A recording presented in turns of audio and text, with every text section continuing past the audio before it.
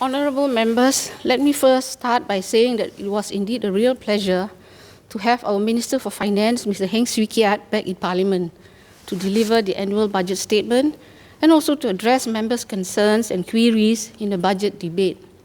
We are most thankful to him. The budget was delivered against a backdrop of a world in the grips of growing uncertainty in the global economy, brought about by disruptive technologies and innovation, and the accompanying rise of populism and protectionist sentiments in a number of countries. Besides taking stock of the local and global economies, the budget also set out to explain the various policies and programs in a way that could resonate with people both inside and outside the House. The front bench took pains to expand on their respective ministries' plethora of programs to prepare and assist Singaporeans to be future-ready, to tackle the challenges ahead and chart the way forward, guided by the recommendations contained in the report of the Committee on the Future Economy.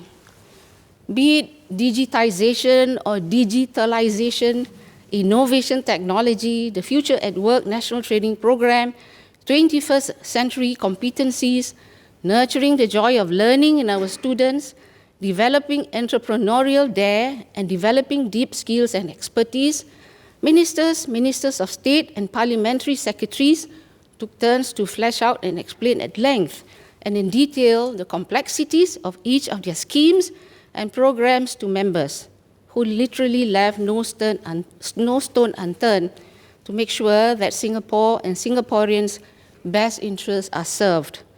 I note that this year I didn't hear a lot of new acronyms though, so that I think is great progress.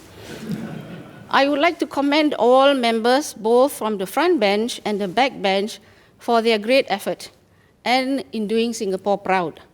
For those in the front bench, it is always good to be reminded of what our founding Prime Minister, Mr. Lee Kuan Yew, had in mind when he said in Parliament on 23rd October 1981, and I quote, "To be trusted by the people as the older leaders have been trusted, the young leaders must learn to translate these figures and hard-headed analysis of complex problems into warm, simple, and human terms, terms which the ordinary people can understand," unquote. What shines through very clearly in this two-week debate is that while we look at the big picture and examine the details, Singapore and our fellow Singaporeans are never lost sight of, but are always at the center of it all. This is as it should be. There was that good mix of heart, head, and occasional humor. There was down-to-earth pragmatism, as well as dashes of idealism and level-headedness, always with 2 feet firmly on the ground. Compassion was never far away, with mutual respect, cordiality, rationality, and reasonableness being unmistakable marks. Some members were visibly moved as they spoke of the plight and frustrations of Singaporeans facing difficulties in their lives. It shows the heavy burden that is on the shoulders of each member. Although schemes are available, these unfortunate Singaporeans must be helped to avail of them and thrown a lifeline if necessary. Help schemes must help. There was also a noticeable convergence of views from both the government and opposition when it comes to protecting our sovereignty.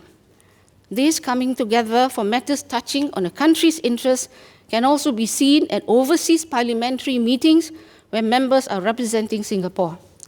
Anyone following these debates would have also noticed that members, some more vehemently than others, I think you know who I'm referring to, were also on the same page when it came to fighting for municipal issues in their respective constituencies.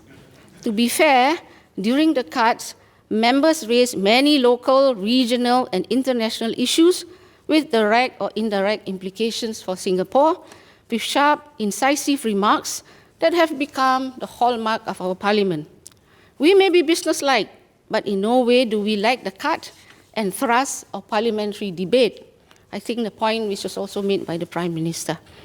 If only members could learn to do away with long preambles and go straight to the point raised in their questions and clarifications, they would not need to deliver their speeches at breakneck speeds. My speech would not be complete without my acknowledging and thanking the following persons for their invaluable assistance and contributions to this debate. My two deputy speakers for standing in for me during the latter parts of the debates, Leader of the House and her deputies for their guidance and assistance in running the business of the House, the Whip and his deputies for ensuring the debates run smoothly and according to schedule, the Clerk of Parliament and her staff, and all the staff of Parliament. Actually, we have only about 50 staff. I was told each American senator has almost the same number of staff, each American senator. And the Clerk of Parliament and his staff for their unstinting support in making sure that sittings run smoothly and efficiently, and the many civil servants from the various ministries who would turn our meeting rooms into their temporary office to provide crucial administrative support to their ministers. Their behind-the-scenes work may be unobtrusive, but they must be duly recognized for the important role they play in this debate. Needless to say, my biggest vote of thanks must go to all honorable members. It is your contributions and understanding that have made this debate outstanding in many respects, and my job as Speaker, a gratifying and fruitful one, although at times my deputies and I had to intervene to remind you of your allotted time, very gently most times. Your cooperation and forbearance have helped to make it all possible. Thank you all for a good debate. Thank you.